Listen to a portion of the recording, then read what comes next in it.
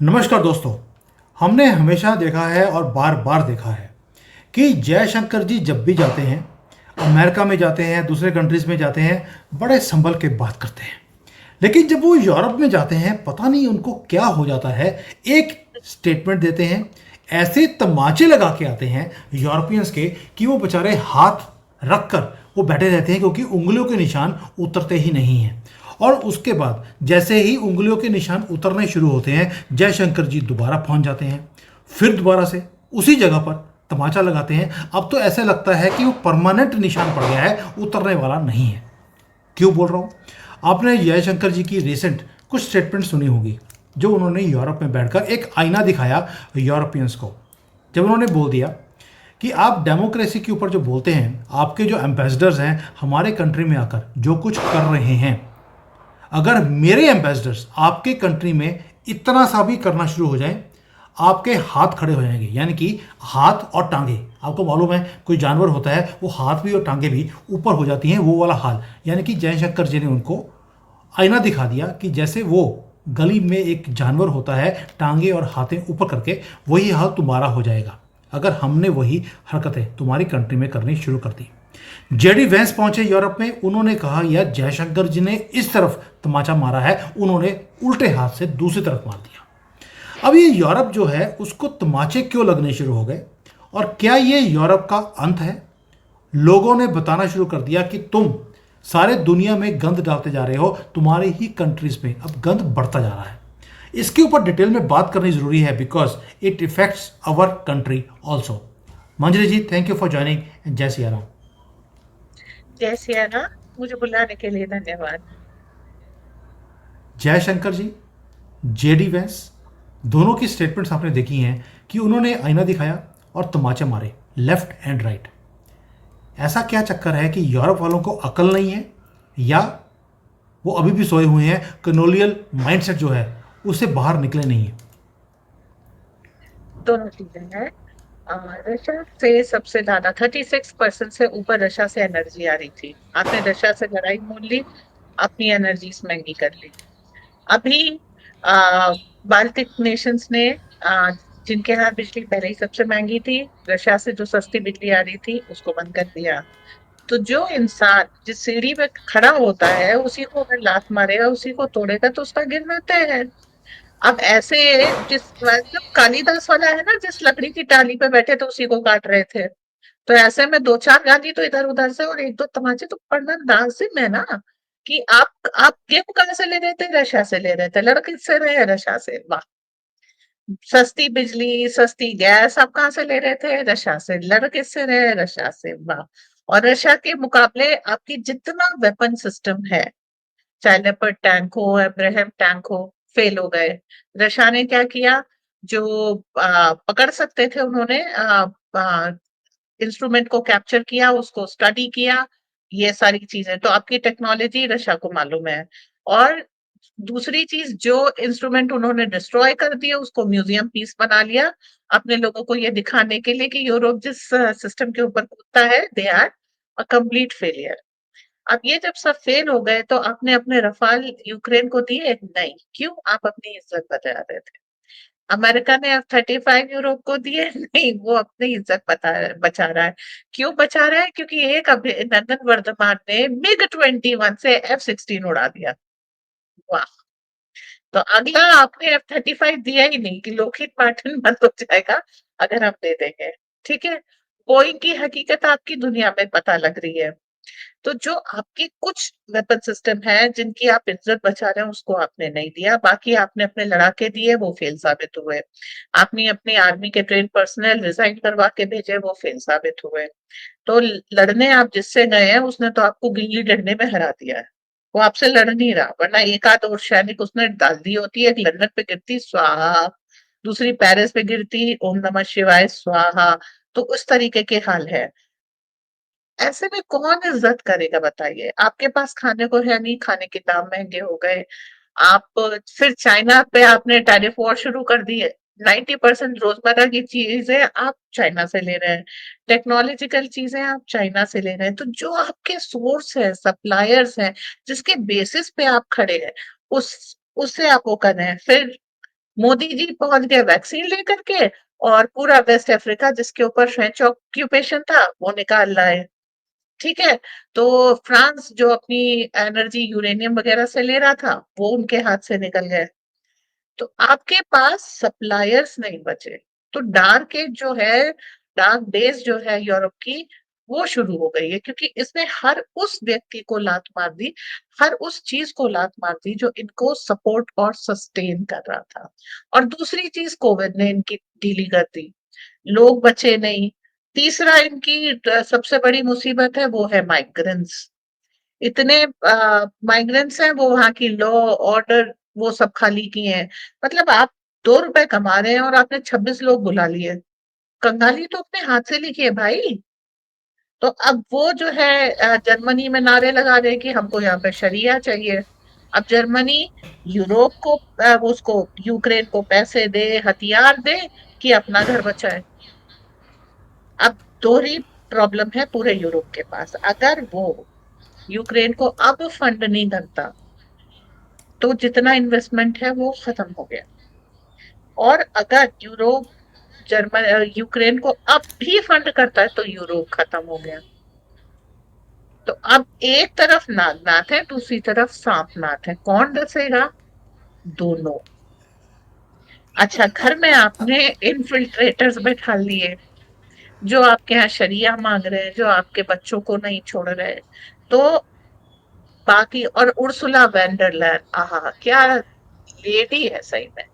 उसके बाद पहले हाथ पकड़ करके रशियन इलेक्ट्रिसिटी बंद कराई। चलो, अब क्या है, जब जेलेंस्की ने कहा कि हमको यूरोपियन यूनियन से मिल करके एक सेना बनानी चाहिए, तो वो कहती है हाँ हाँ, हम बनाएंगे। कहाँ से बनाएगी, ये बात देखने वाली है। लोग जिनका अभी तक ये कन्वर्जन नहीं हुआ था, जो अपने आप को यूक्रेनी मानते थे, उन्होंने भी अपने आप को रशियन कहना शुरू कर दिया है। 3 साल के युद्ध में ये फायदा हुआ है रशिया का, यूक्रेन का नहीं। यूक्रेन में केवल एक व्यक्ति का फायदा हुआ है, वो है जेलेंस्की। उसके अलावा यूक्रेन में किसी का फायदा नहीं। और रही सवाल बाकी लोगों का, आ, ना इंग्लैंड का फायदा हुआ अभी तक, ना फ्रांस का, और ना जर्मनी का। ये बड़ी बड़ी देश है, छोटे मोटे की तो आप बात करना छोड़ दीजिए। तो अब पूरा यूरोप जो है बिल्कुल एक तरह के आ, कंगाली के हालत में आ गया है। इंग्लैंड को तो एक बार सुनक बचा चुके हैं, उसके बाद उन्होंने सुनक को लात मार दी। तो इतने अच्छे क्यों? क्योंकि सुनक हिंदू था, he was not a Christian, you know. तो इसके कारण जब अब इस तरीके की इनकी सोच है, इतनी हाई माइटी इनके कंडीशंस हैं, तो ठीक है, अब डार्क एजेस में ये जा रहे हैं। इसीलिए अच्छा, जो भी काम इन्होंने किया है वो यूएसएआईडी के सपोर्ट से और उसके गाइडेंस में किया है। वैंस इज अगेंस्ट यूएसएआईडी, तो उसके जितने भी फ्रेंच काउंटर पार्ट्स हैं, एएफडी, या ब्रिटिश काउंटर पार्ट्स हैं, तो उन सबको तो ये कहेगा ही कहेगा कि भाई आप लोगों ने बेवकूफी की है। आप डेमोक्रेसी, जब इतने रिजाइम चेंज खुद यूरोप में हुए हैं, तो डेमोक्रेसी बची कहाँ? और एक हम्म। भी फैसला ये जो लेटेस्ट लीडर्स ले रहे हैं वो डेमोक्रेटिक है ही नहीं। वो तो उन अपने मास्टर्स को खुश करने के लिए है। आम जनता की तो हालत खराब है, 10-10 गुनी, 3 साल में 10 गुनी महंगी बिजली हो गई है। जनता त्राही मांग कर रही है, आटा खत्म हो गया है। आप जो पिल्लू होते हैं ना, वाई सफेद कीड़े, मैगट्स जिन्हें कहते हैं, उनके आप उनको पीस के आप दूध निकाल रहे हैं और उस दूध से आइसक्रीम बना रहे हैं। जो लोकस्ट है टिड्डा, उसको पीस के आप आटा बना रहे हो, उसकी मार्केटिंग कर रहे हैं। वर्ल्ड वॉर 2 में आप मशरूम्स खा रहे थे, आपने उसको वर्ल्ड ओवर फैशन बना दिया, बात अलग है। लेकिन खाने की कमी के कारण ही तो आप मशरूम्स खा रहे थे। और अब खाने की कमी के कारण लोकस्ट और मैगट्स खा रहे हैं, और उसको एडवर्टाइज करने जैसे बहुत अच्छा। तो अब विनाश काले विपरीत बुद्धि, जो आएगा वो तमाचे लगा के जाए। पर मंजरी जी, जेडी वेंस ने जैसे वहाँ पर म्यूनिक में खड़े होकर उनको बोला कि हमारा दुश्मन रशिया नहीं है, वो कोई और नहीं है, आपका दुश्मन आप खुद हैं। आपने अपने कंट्रीज़ का भट्ठा बढ़ाना शुरू कर दिया और आप यही सी चीज़ों को दूसरे कंट्रीज़ के ऊपर थोपने की कोशिश करते हैं, America will not stand with you with these kind of values. यानी कि अमेरिका ने अपना हाथ खींच लिया है यूरोपियन यूनियन की प्रोटेक्शन के लिए, पहली बात। और इधर से जयशंकर जी ने भी, जैसे ही यूएस की एड भारत में आनी बंद हुई है, जयशंकर जी ने बोल दिया कि अपनी हरकतें बंद कर दो, बंदे दे पुत्र बन जाओ, वरना हमें बंदे का पुत्र बनाना आता है। ये कॉन्फिडेंस जयशंकर जी के अंदर शुरू से था। जब हमारे पास बाइडेन जैसे एक बड़े पप्पू की सपोर्ट नहीं थी, तब भी वो यही काम करते थे। अब तो ट्रंप आ गए हैं जो भारत की फेवर भी करते हैं। आपको लगता है कि अब जाकर जो यूरोप को सबने मुंह पे सुनाना शुरू कर दिया, इसके लॉन्ग टर्म इम्प्लीकेशंस हैं भारत के लिए भी, यूरोप के लिए भी और दुनिया के लिए भी, और ये जागेंगे? ये नहीं जाग पाएंगे। कारण क्या है, इलेक्शंस होते नहीं वहां पर। देखिए, ब्रेन वॉशिंग होती है, मीडिया आपको जो है एक पर्टिकुलर डायरेक्शन में पेल्ट करता है, न्यूज इस तरीके से क्रिएट की जाती है, फैब्रिकेट की जाती है, लोगों की साइकोलॉजिकल मैनोवरिंग की जाती है कि वो खुद ही से जाके गलत व्यक्ति को वोट दे करके आए। अब नतीजा ये है कि अभी आप इलेक्शन करा दीजिए, जिसको डीप स्टेट चाहता है जीतेगा वही। और जब वो जीत के आएगा तो वो डीप स्टेट का एजेंट होगा, लोगों का प्रतिनिधि नहीं होगा। और ये ही चीज हम हर जगह देख रहे हैं। जब वहां पर खाना खत्म हो गया, अच्छा मजेदार चीज क्या है, वहां पर रशा हाउसेस खुले हुए हैं जिसमें रशा उनको खाना और बिजली वगैरह दे रहा है कि आप थोड़े दिन, बहुत ठंड है, आपके घर में बिजली नहीं है, आप उस तरीके से नहीं कर पा, गर्म घर में नहीं रह पा रहे हैं, तो आप आइए रशा हाउस में थोड़ी देर वार्मथ लीजिए। जो अभी तक इलेक्ट्रिक फर्नेसेस होती थी, इनकी इलेक्ट्रिक चिमनीज होती थी जिसमें घर गर्म करते थे, बिल्डिंग गर्म करते थे, वहां लकड़ियां आ गई हैं बहुत जगह। गांव के गांव इनके घोस्ट टाउन्स हो गए हैं। कोविड में इतने लोग मर गए, अर्थव्यवस्था नाम की चीज नहीं है यूरोप के पास। और उसके बाद जो लोग आ रहे हैं वो डीप स्टेट के आ रहे हैं, काम डीप स्टेट का कर रहे हैं। आप यूरोप में 3 साल में आई हुई एक सिंगल पॉलिसी मुझे बताइए जो पीपल फ्रेंडली हो।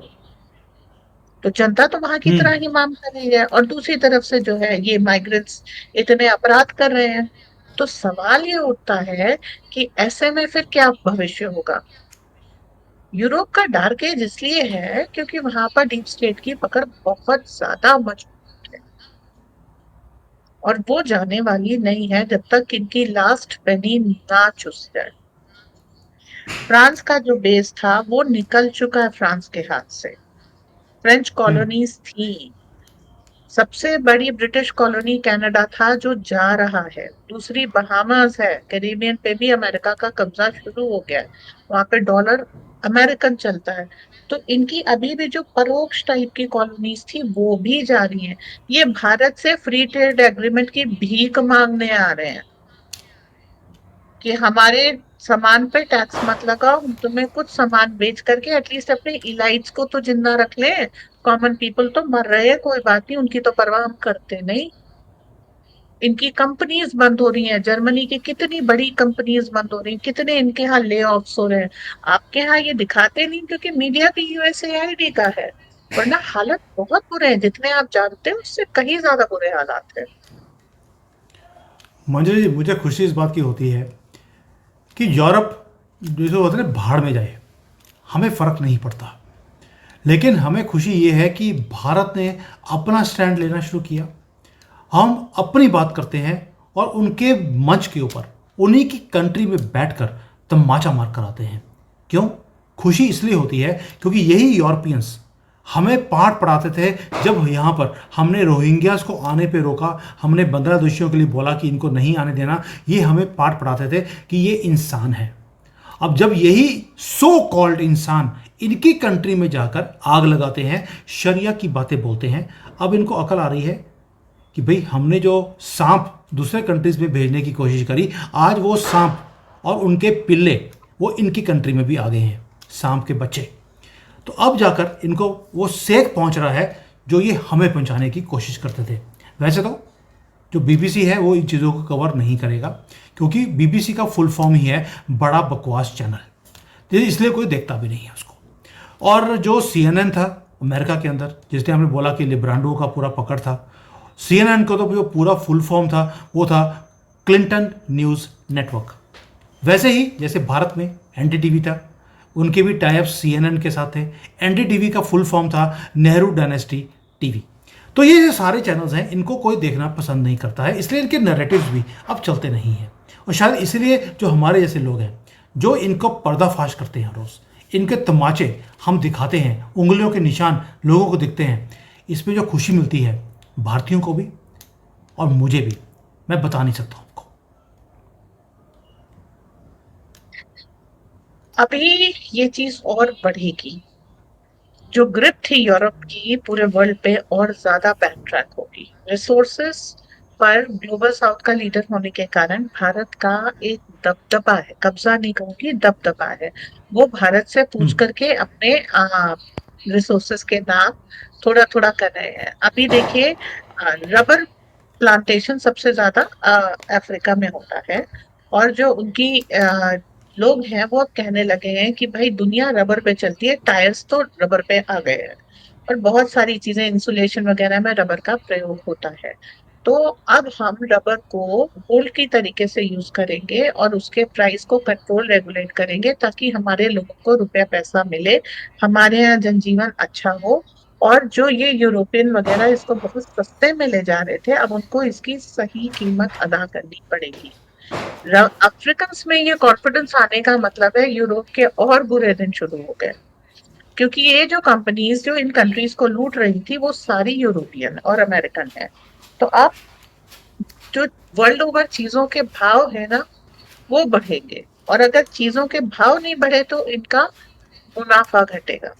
अगर मुनाफा घटेगा, सैलरीज कम होंगी, ले ऑफ्स ज्यादा होंगे, और इस तरीके से जो है इनकी और भी ज्यादा जो कहना चाहिए कि गरीबी इनके यहाँ वो बुरी हालत। बढ़ेगी, बुरी हालत होगी। अच्छा, भारतीय कंपनियों को मोदी तैयार करते जा रहे हैं कि ये हटा और तुम आओ। तो जैसे ही उनकी कंपनियां जो 2 रुपए की चीज को 2 हजार का बेचती थी, इतने मार्जिन ऑफ प्रॉफिट पे काम करती थी, वो अपना प्रॉफिट मार्जिन कम नहीं कर पाएंगी, वो रेट्स बढ़ाएंगे, हम उनसे सस्ते में सामान लेके सस्ते में बेच देंगे। ठीक है, तो हमारा मार्जिन ऑफ प्रॉफिट कम होगा, क्वालिटी वही होगा, उनका मार्जिन ऑफ प्रॉफिट ज्यादा होगा, तो हम उनको रिप्लेस करते जाएंगे। तो यूरोप में और भी ज्यादा मंदी आ रही है, जितनी मंदी आ चुकी है उससे ज्यादा आएगी, क्योंकि कॉम्पिटिटिव मार्केट में वो ठहर नहीं पाएंगे। एक चीज आप इस वेस्टर्न कल्चर की जान लीजिए, जिसको ये अपने आप को ग्लोबल नॉर्थ कहते हैं या जो भी कहते हो, इनके लोगों की मेहनत करने की आदत नहीं है। पिछले 250-300 साल से ये लूट के खा रहे हैं, रॉबिन हुड कल्चर है इनके यहाँ। तुम हम्म। लूटो और उसके बाद हमको एक हिस्सा दे दो, फिर चाहे तुम्हारी हर लूट जायज है। तो इसके कारण, और पायरेट्स का कल्चर आज भी देखिए ना, मनी हीस्ट और ये सारी मूवीज बनाते रहते हैं, उसमें वो क्या कर रहे हैं, लूट को ही तो ग्लोरीफाई कर रहे हैं। हम्म। तो वो कल्चर ही लूट का है, मेहनत का कल्चर नहीं है। तो इनको रिप्लेस करना ट्रेड में भारत के लिए बहुत आसान है, क्योंकि यहाँ कल्चर मेहनत का है, ईमानदारी का है, और वसुधैव कुटुंबकम का है, ह्यूमन वैल्यूज का है। तो हम उनको सही दाम दे करके रबड़ लेंगे, और ज्यादा प्रॉफिट मार्जिन पे नहीं, दुनिया को सप्लाई करने लगेंगे। तो वो जो इनकी कंपनीज थी जिनका दबदबा था वर्ल्ड मार्केट में, वो खत्म हो जाएगा और धीरे से रिप्लेस हो जाएंगे। उनकी जो जगुआर जैसी कंपनीज हैं, हम टेक ओवर कर चुके हैं, इसी का कारण था नैनो। चलिए अभी तक। नैनो ने मार्केट तोड़ दिया इनका।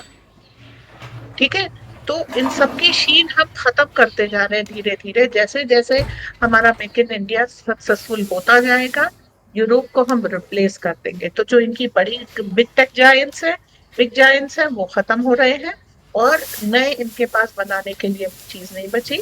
जल्दी ही अब क्या है, ये फ्री ट्रेड एग्रीमेंट हमसे मांग रहे हैं भीख का कटोरा, कि भाई हमको अपना देश तबाह कर लेने दो ना एक बार प्लीज, फिर से पीस पीस पीस जो चल रहा है, जो हम अब करने नहीं देंगे। इसीलिए हम जा करके रोज तमाचे मार आते हैं। Europe's problem are world's problem, but world's problem are not Europe's problem.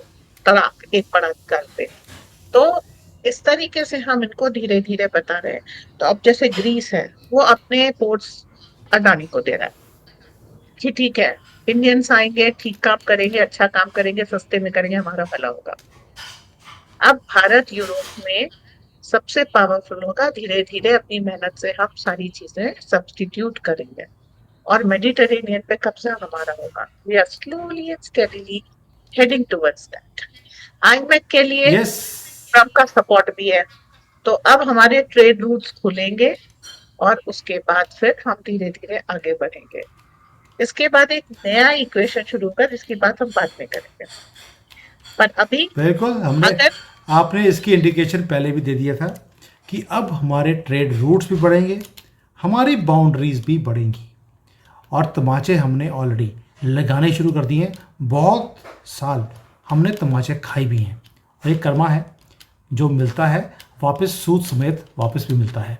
तो ये टर्म वक्त यूरोपियंस का तमाचे खाने का शुरू हो गया। वैसे तो हमने 2 साल पहले शुरू कर दिया था, अमेरिका ने अभी शुरू किया है। मज़ा आ गया मुझे जयशंकर जी की बात सुनकर भी, और एक आईना भी दिखाया उनको कि अब जो तुम करते हो हमारे कंट्री में, अब हम भी हो सकता है थोड़ा सा तुम्हारे साथ करना शुरू कर दें।